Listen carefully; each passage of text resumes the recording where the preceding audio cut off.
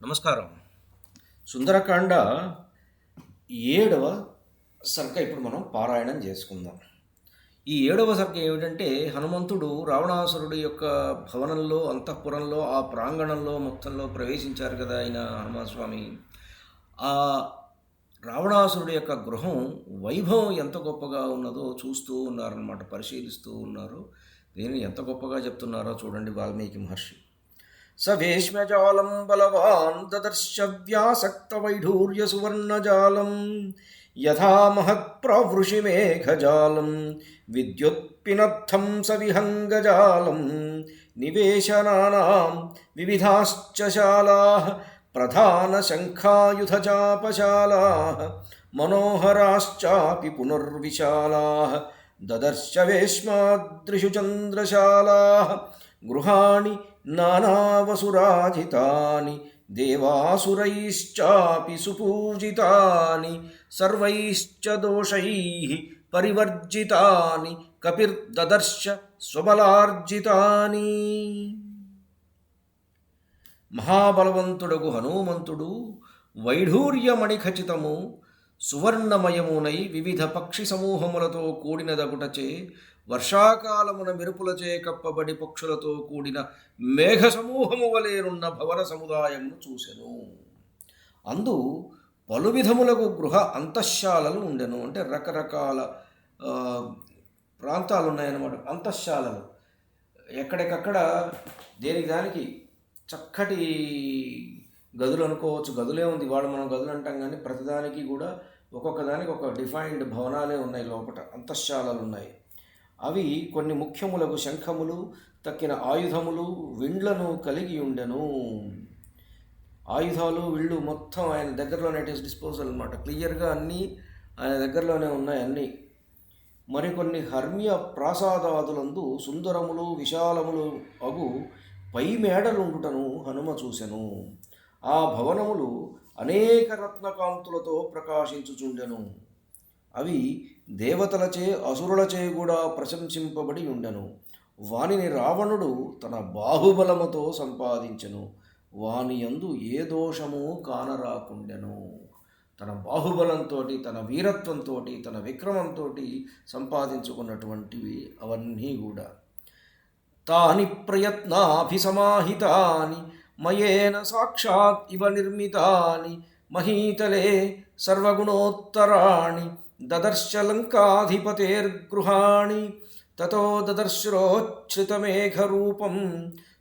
దదర్శోచ్ఛ్రితమేఘరూపం మనోహరం కాంచనచారురూపం రక్షోధిపస్యాత్మబలానురూపం గృహోత్తమం హ్యప్రతిరూపరూపం మహీతలే స్వర్గమివ ప్రకీర్ణం శ్రియాజ్వలంతం బహురత్నకీర్ణం నానాతరూణాం కుసుమావకీర్ణం గిరేరివాగ్రం రజసావకీర్ణం.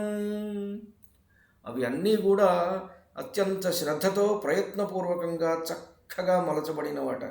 చాలా చక్కగా శిల్పులు పలిచారు. వానిని విశ్వకర్మయే నిర్మించినను మయుడే వచ్చి స్వయముగా భూమిపై సర్వగుణములచే గొప్పవిగా నిర్మించనా అని అనిపించుచుండెను. అట్టి రావణ గృహములను హనుమంతుడు చూసెను.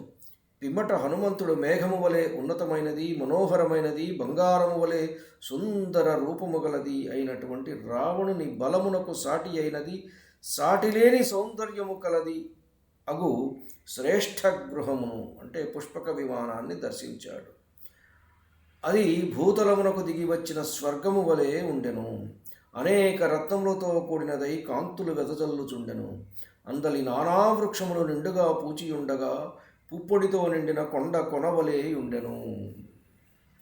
నారీ ప్రవేకైరివ దీప్యమానం తటిద్భిరంభోదవర్చమానం నారీ ప్రవేకైరివ దీప్యమానం తటిద్భిరంభోదవరర్చమానం హంసప్రవేకైరివ వాహ్యమానం శ్రియాయుతం ఖే సుకృతాం విమానం యథా నగాగ్రం బహుధాతు చిత్రం యథా నభశ్చగృహచంద్రచిత్రం దదర్శ యుక్తీకృతమేఘచిత్రం విమానరత్నం బహురత్నచిత్రం మహీకృత పర్వతరాజిపూర్ణా శైలాః కృతా వృక్షవితానపూర్ణాః వృక్షాః కృతాః పుష్పవితానపూర్ణాః పుష్పం కృతం కేసరపత్రపూర్ణం కృతాని వేశ్మాని చ పాండురాణి తథా సుపుష్పాణ్యపి పుష్కరాణి పునశ్చ పద్మాని సకేసరాణి ధన్యాని చిత్రాణి తథా వనాని. ఆ విమానము మెరుపు తీగల వలె ఉన్న సుందర నారీజనముచే మేఘము వలె ప్రకాశించుచు ఎల్లరిచే శ్లాఘింపబడుచు ఆకాశమున శ్రేష్ఠములకు హంసలు మోయగా శోభిల్లు పుణ్యపురుషుల విమానము వలె వెలుగొందుచుండెను. మరియు వివిధ రత్నములతో ఆశ్చర్యకరమై విలసిల్లే ఆ విమానరత్నము అనేక ధాతువులచే చిత్రింపబడిన పర్వతాగ్రము వలెను, గ్రహములచే చంద్రునిచే చిత్రమై ఆకాశము వలెను ఒక్కచోట గుమిగూడిన మబ్బుల చిత్రవర్ణము కలది అయి ఉండెను. ఆ విమానముపై భూమి కొండలతో నిండినదిగను, పర్వతములు చెట్ల వరుసలతో నిండినవిగను, చెట్లు పుష్పసమూహములతో నిండినట్లుగను, పూలు కింజల్కములతో రేకులతో నిండినట్లుగాను చిత్రింపబడి ఉండెను.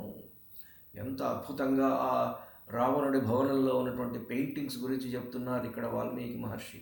ఇంటీరియర్స్ ఎంత గొప్పగా ఉన్నాయో చూడండి. ఇంటీరియర్స్, రావణాసురుడి ఇంటీరియర్స్ ఈరోజు మనం చాలా గొప్పగా ఉన్నాయి అనుకున్న వాటికంటే కూడా కొన్ని వేల రెట్లు అద్భుతమైనటువంటివి అన్నమాట. ఆ విమానమందు తెల్లని భవనములు, చక్కని పూలతో కూడిన కొలనులు, కింజల్కములతో కూడిన తామరలు, శ్రేష్టములై ఆశ్చర్యము కలిగించు వనములు చిత్రింపబడి ఉండెను. ధన్యుణ్ణి. నమస్కారం. మీ ఊటుకూరు జానకి రామారావు. ఈరోజు మనం 7వ సర్గ 1 నుంచి 10వ శ్లోకం వరకు పారాయణం చేసుకున్నాం.